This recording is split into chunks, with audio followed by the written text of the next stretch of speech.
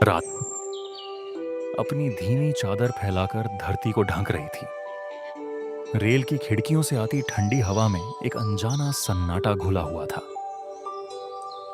डिब्बे की पीली रोशनी में बैठे चेहरे कभी हंसते कभी ऊँघते दिखाई देते थे, लेकिन उन सब के बीच एक चेहरा ऐसा भी था जिसकी आंखों में भय साफ पड़ा जा सकता था। वो थी रूबीना। पहली बार अकेले सफर पर निकली रूबीना के मन में हजारों आशंकाएं थीं। उसने बहाने से पूरा डिब्बा घूम कर देख लिया था। चारों ओर अधिकतर युवक ही युवक थे। कुछ तेज आवाज में हंस रहे थे, कुछ मोबाइल पर गाने चला रहे थे, तो कुछ दोस्तों के साथ हाके लगा रहे थे। महिलाएं मुश्किल से 2 या 3 थीं। रूबीना अपनी सीट पर लौट आई। उसके हाथ में मैगजीन थी, पर आंखें अक्षरों को नहीं, अपने भय को पढ़ रही थीं। मन बार बार कह रहा था, काश ये रात जल्दी बीत जाए। उधर युवकों का शोर उसके भीतर के डर को और गहरा कर रहा था। समाज में आए दिन घटती घटनाओं ने उसके विश्वास को पहले ही कमजोर कर दिया था।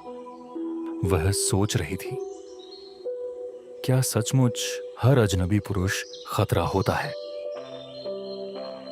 इन्हीं विचारों के बीच सामने बैठे एक युवक ने विनम्र स्वर में कहा, हेलो, मैं रियाज। और आप? अचानक पूछने से रूबीना सकपका गई। उसके होंठ खुश्क हो गए। अचानक पूछने से वह कुछ बोल ही नहीं पाई। रूबीना के सकपकाने से युवक धीमे से मुस्कुराया और बोला, कोई बात नहीं, नाम मत बताइए। वैसे कहाँ जा रही हैं आप? इलाहाबाद। रूबीना ने धीमे स्वर में उत्तर दिया।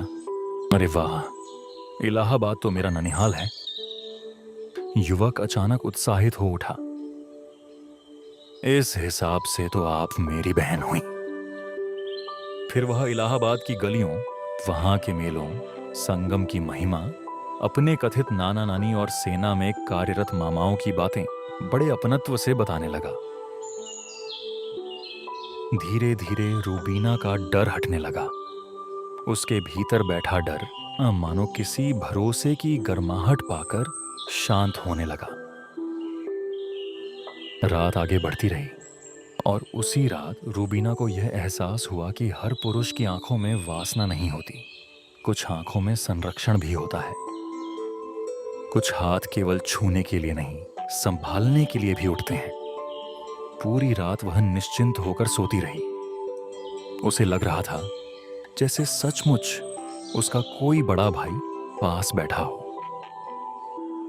सुबह ट्रेन अपने अंतिम पड़ाव के करीब थी। रूबीना ने मुस्कुराते हुए कहा, ये मेरा पता रख लीजिए, कभी इलाहाबाद आइए तो नानी घर जरूर आइएगा। युवक हल्के से मुस्कुराया। उसकी आंखों में अपनापन था, मगर शब्दों में एक गहरी सच्चाई।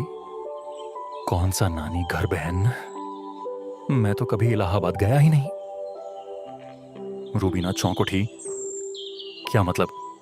युवक बोला, मैंने आपको ट्रेन में बहुत डरा डरा हुआ देखा था, इसलिए एक भाई का रिश्ता गढ़ दिया ताकि आपको कोई घबराहट ना लगे और इस सफर में आपको लगेगी कि आपका अपना भी कोई साथ है।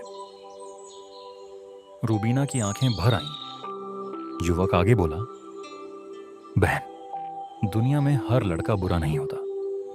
किसी अकेली लड़की को देखकर हर पुरुष गलत नहीं हो जाता। हम में से ही कोई किसी के पिता है, किसी का भाई, किसी का बेटा। स्त्री का सम्मान केवल कानून का विषय नहीं, संस्कार का विषय है।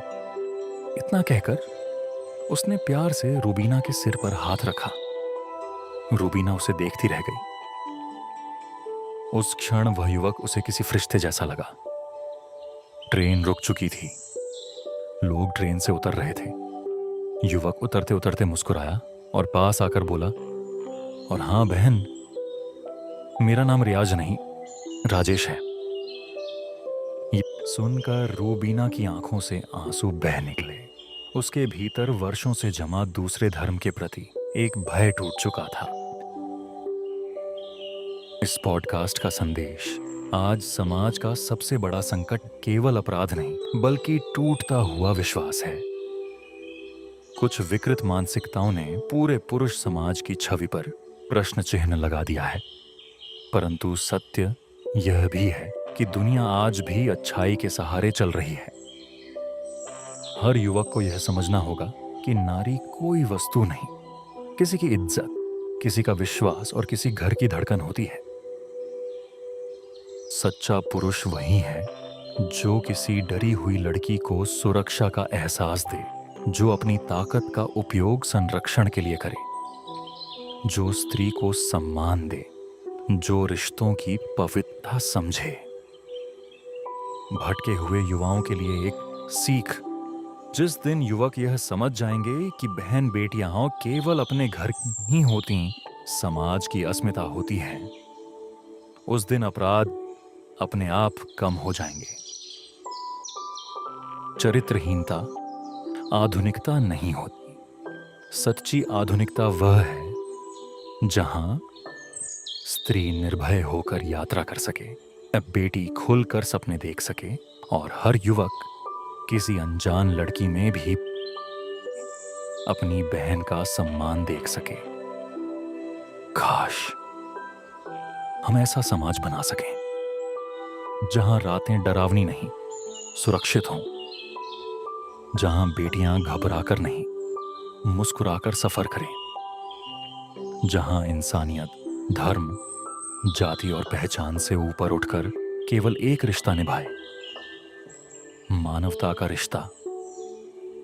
ऐसे ही भावनात्मक वीडियो देखने के लिए मंथन चैनल को सब्सक्राइब करें, वीडियो को लाइक करें, शेयर करें।